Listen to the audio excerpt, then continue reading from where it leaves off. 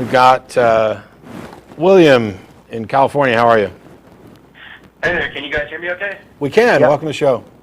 Okay, I had a question for you. I just wanted to ask, this leads to another question, but I wanted to know your opinion or what your thought is on where blacks and whites came from. Did they come from the same ape? Sorry, well, I didn't hear you.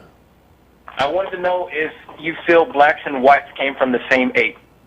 From the same ape? All humans share a common ancestor, so yes. Okay, so an did ape-like black and ancestor. white diverge from there, and maybe perhaps one was more advanced, they evolved faster? Because I don't see them evolving the same progression. How does that happen? I don't. Okay, so I don't necessarily know what you mean, because evolution isn't a ladder. There's no goal. There's no more evolved or less evolved. So the concepts that you're talking about just don't make sense in the light of the science. How did whites and blacks, how did they diverge? How do we have blacks and how do we have whites? They're just variations among the same race. I don't think that we've evolved any differently. Yeah, I mean, we evolve, and there are changes that take place, and one of those changes, probably due to isolation, population isolation, is skin pigmentation.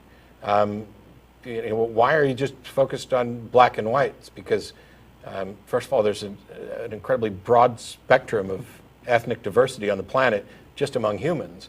But that doesn't say anything about who's more evolved or less evolved.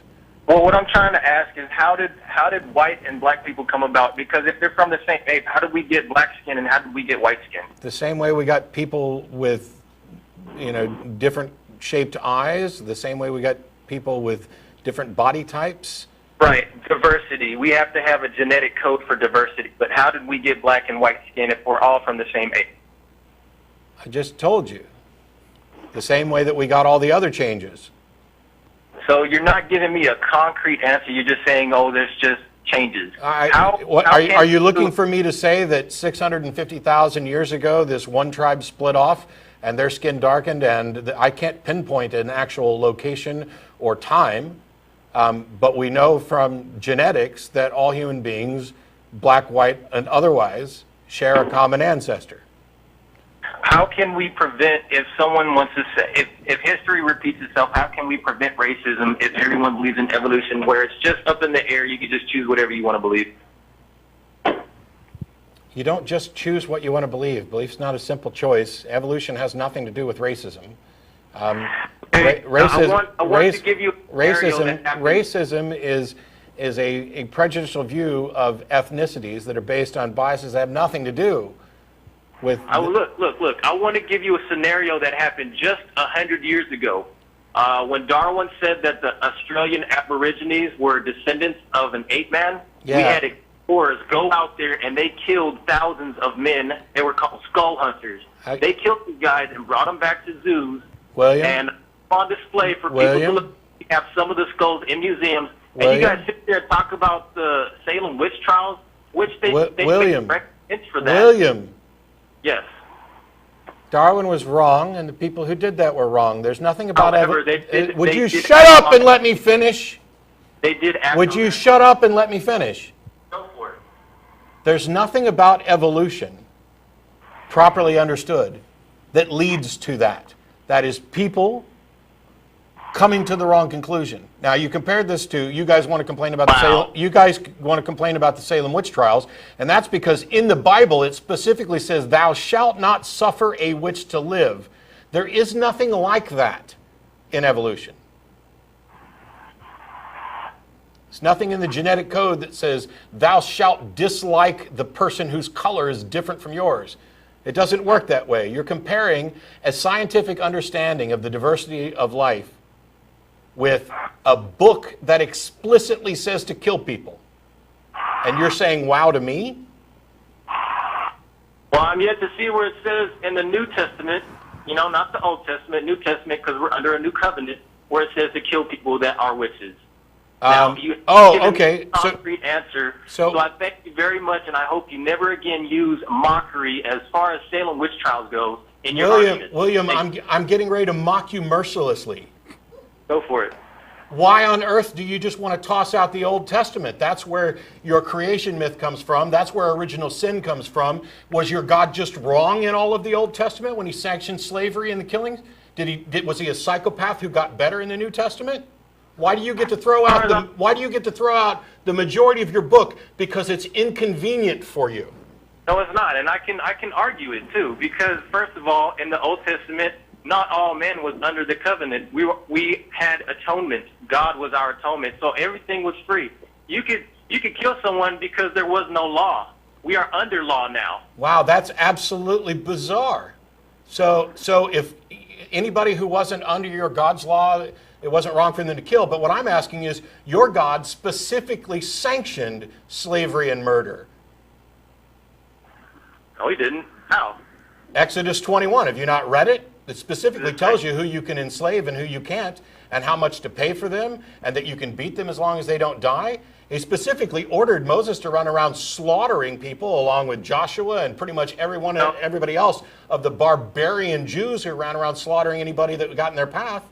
Your God, according to the Bible that you like, or the part, not the part that you like, because you only like the New Testament, but in the Old Testament, your God specifically sanctioned those things, including slaughtering entire peoples and keeping all the virgin girls for yourselves. You know, those arguments right there, I've argued so long. You could go for days just arguing, because it's all context. You have to take it in the right context. Okay, so you're saying there's some context in which it's okay to own slaves, beat slaves, slaughter people, and rape virgins. There's a context for that? Let's take one at a time. Which is your argument? Is it beat slaves, own slaves? Which one is it? We'll start with a simple one. Owning another human being as property. What is the context in which that's okay? Back in the Old Testament, owning slaves was not the same as beating them like that. Wrong. Wrong, William. William. William, shut up. The question was owning people as property. What makes it moral? Well, what makes it immoral if your viewpoint, if your standpoint is from no morality? I'm sorry. You're the one who's here. You're the one who said you could defend this, that there was a context. You don't get to divert by asking broader questions about morality. I'm asking you, what is the context by which you justify the biblical authorization to own other people as property? You said there was context. I want to know what it is. Okay, well, like I said, back then, if you did not have money to support yourself, people offered themselves as slaves for work. This is not about indentured servitude. This is about owning people as property. Word for word, what is the context that I'm missing? Well, first of all, okay, I want to know how you feel that is wrong. Hey, William, goodbye. Done. I'll let you take the next one. I'm gonna have a drink. Sorry.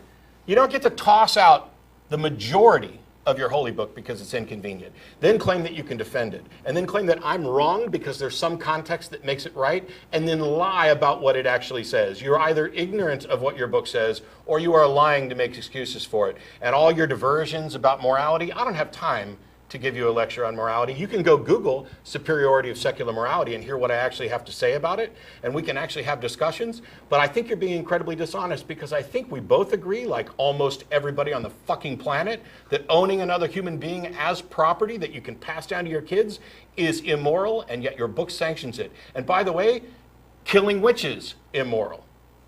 The same thing about if a man lies with a man as he lies with a woman, they've committed abomination and are deserving to be put to death. Also immoral. Your book is a cavalcade of immorality. It is a nightmarish parade through your God's failures and bloodlust. And the fact that you want to just chuck all of that inconvenience aside, hang on to original sin, the Ten Commandments, and Jesus, makes you an idiot on that subject. No two ways about it. This is not just an ad hominem, oh, he just called me an idiot instead of addressing my argument. No, I did both. Your argument is stupid, and you're stupid for trying to offer it. You don't know what you're talking about.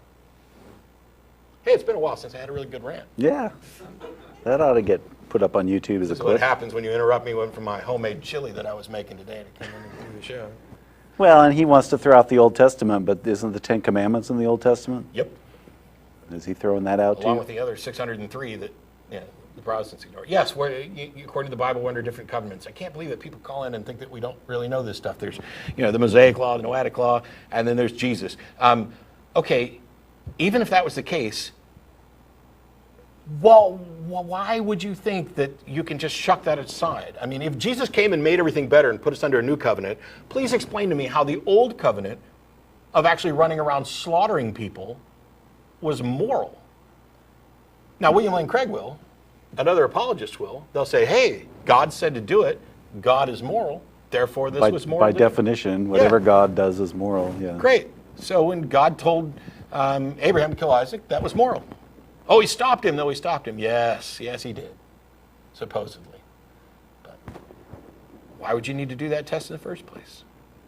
It's okay for Moses to run around killing and capturing people and keeping the virgin girls for yourselves, which they probably just did by age. I'm pretty sure they didn't do a gynecological exam on all of them to figure out who was a virgin, but it's still completely sick. But hey, what do I know? I'm just a godless heathen who spent 80 or 20 some odd years teaching and preaching this stuff.